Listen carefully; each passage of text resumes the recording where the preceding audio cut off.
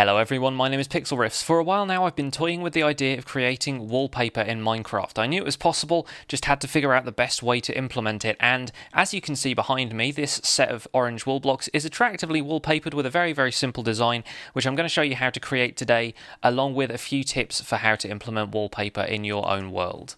Now, if you've been following my Decidedly Vanilla series, you'll know that on Friday I showed you guys some wallpaper in my house in Freehaven, and a few people in the comments were trying to guess how this was done. If you guessed it was done using maps, you are absolutely correct. Each one of these is a tile of a map of an area I've actually built out in the Wastelands in Decidedly Vanilla, which is about 5,000 or so blocks out from spawn, so nobody's really building anything out here, and I basically filled out an entire 128 by 128 block area in survival using wool, and that's over 16,000 wool blocks, plus all of the cobblestone I used to create the pattern. So if you're doing this in survival, it's going to take a lot of time and a lot of resources, but the effect, once it actually tiles as wallpaper, is pretty cool. So I'm going to show you how to do this in creative mode if you're doing it in a single player world. To start off with, you'll need to find an area of the world you don't want to use. That's pretty easy on a super flat world, but in a survival world that's fully generated with terrain and stuff, you may want to go a little bit further out, maybe find a flat desert or something that you can build in. Create a map of the area, put some blocks that are recognizable at the corners, and bear in mind that the map at its smallest scale is going to cover 8 chunks. So that's 8 chunks you won't be able to use unless you're feeling adventurous and you want to build the entire thing in the sky high up enough so that you can still build stuff underneath it. But be aware that's going to cause some shadows and maybe mobs will spawn, so something to bear in mind. Now use commands and creative mode if at all possible. Enable cheats in your world and use the fill command to fill the whole area with wool. You're going to have to do a little bit of fiddling around with the coordinates to get this right, but remember it's 128 by 128 area, so a little bit of maths with the coordinates should be able to help you out, but this will save a huge amount of time. It took me about a month of on and off work to create a wallpaper design completely in survival, so doing it in creative is definitely the way forward. If you're doing it on a survival multiplayer server, get your friends involved because you'll probably need them.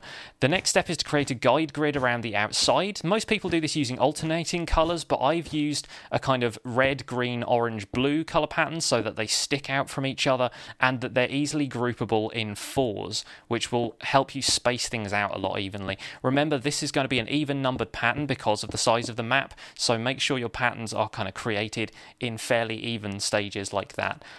If you're creating your own design, work in repeated patterns and use 2s, 4s, 8s, 16s, that kind of thing. Things that will be divided into 128 very easily. If you're using a reference image from Google, make sure it's a perfect square, and then you can use a raster graphics program like GIMP or Photoshop to resize it to 128 by 128, and then switch on the grid in your graphics program, and that will make things a lot easier to do.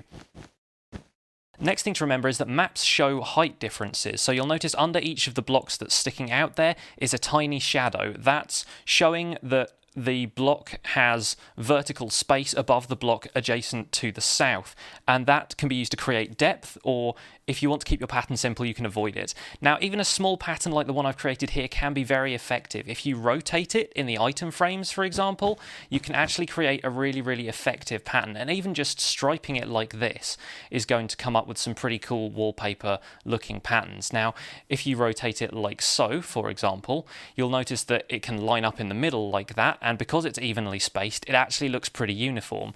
And then an alternative to that would be creating kind of alternating horizontal stripes like this. And yeah, the possibilities are endless. Once you've got this set up, you can probably create a whole bunch of different patterns with it, even within the same house if you want to. Last but not least, remember that maps won't update unless you're holding one in your hand and the chunks are loaded in. So this is something you want to consider if you're going and making changes to your map, or even if somebody ends up finding your map and vandalizing it. If they're not holding a map at the time, then it won't update the map image on the wall until the chunks are loaded in and somebody is holding a map in that area. Now likewise, if you want to clear up a mistake that you've made, or somebody's vandalized your map again, just go there, remove the stuff, hold a map whilst the chunks are loaded, and it'll disappear right away. Thank you very much for watching this tutorial. My name has been Pixlriffs. Please leave a like on this video if you enjoyed it, subscribe to my channel if you want to see more, and I'll see you guys soon. Bye for now. So yeah, this guy's got a decent shield right there. Yes, we can be happy with that. I think maybe I'll extend that up there. I was kind of going for the kite-shaped design, but I think maybe it looks a little bit better that way. And can we maybe mask...